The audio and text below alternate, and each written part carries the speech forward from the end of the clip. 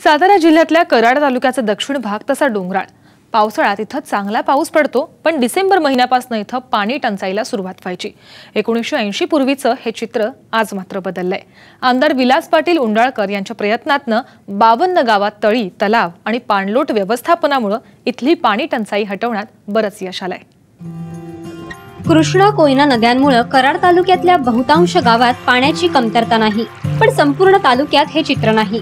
तालुक्याच्या दक्षिणेकडील भाग हा डोंगराळ आहे।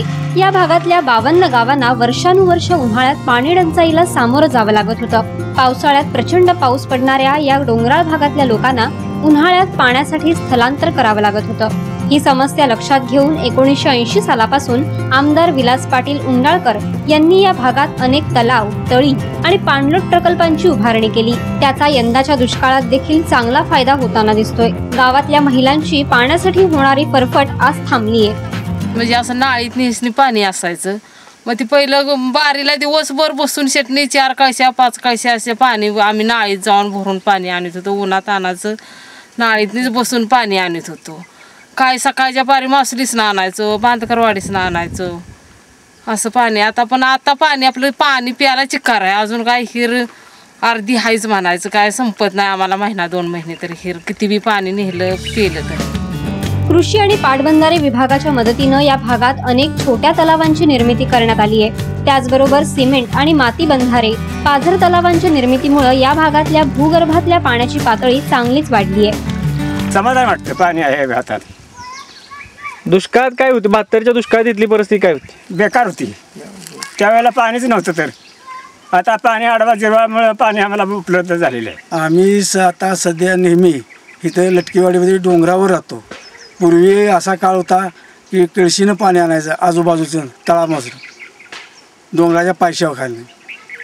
आता जरा बरं आहे, पाट बांधारे किंवा काय अशा विकासामुळे काय काय कामं चालू झाली। त्या 52 गावात मोठ्या प्रमाणात निर्माण केलेल्या छोट्या तलावांमुळे इथल्या पीक पद्धतीत मोठा बदल झालाय।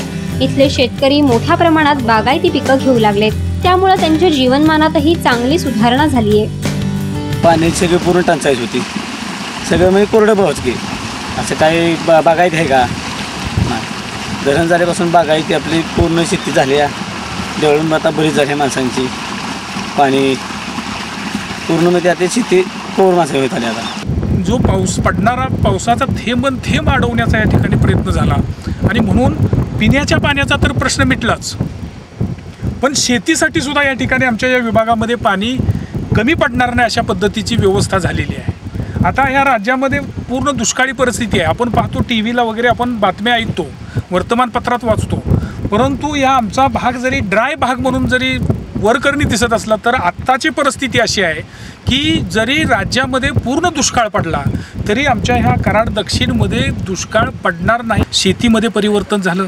या ठिकाणी जिथं एक पीक निघत नव्हतं तिथं 3-3 पिकं निघायला लागली आणि यामुळं या ठिकाणी लोकांचा आर्थिक स्तरसुद्धा उंचवलेला आहे। आणि ह्या जर बघितलं तर आता या ठिकाणी आपण येवती मासोलीच्या धरणावर इथं उभा आहे। याच्या पलीकडे गेलं तर येळगावला या ठिकाणी 16 कोटीचं धरण होतं आहे।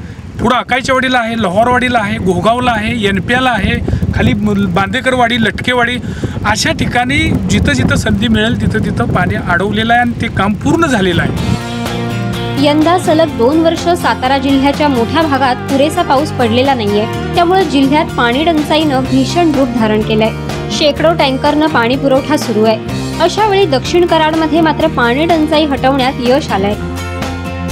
या डोंगरी विभागात सुमारे 52 गावामध्ये सिंचन, जलसंधारण, छोटे बंधारे, दगडी बांध, सिमेंट बंधारे, लघुपाट बंधारे या पद्धतीचे डोंगराच्या उगमापासून पाक नदीपर्यंत साखळी पद्धतीने बंधारे उभारल्यामुळं पावसाचे पूर्णपणे पाणी अडवण्यात या विभागात यश आले। 52 गावामध्ये सुमारे 10 ते 12 मोठे प्रकल्प आहेत। साखळी बंधारे, छोटे बंधारे असे 100च्या वर पाटबंधाऱ्याची या विभागात उभारणी केलेली आहे। या भागात आतापर्यंत 20 लघु पाझर तलाव, शेकडो बंधारे आणि 40 ते 50 सिमेंट बंधारे बांधण्यात आले।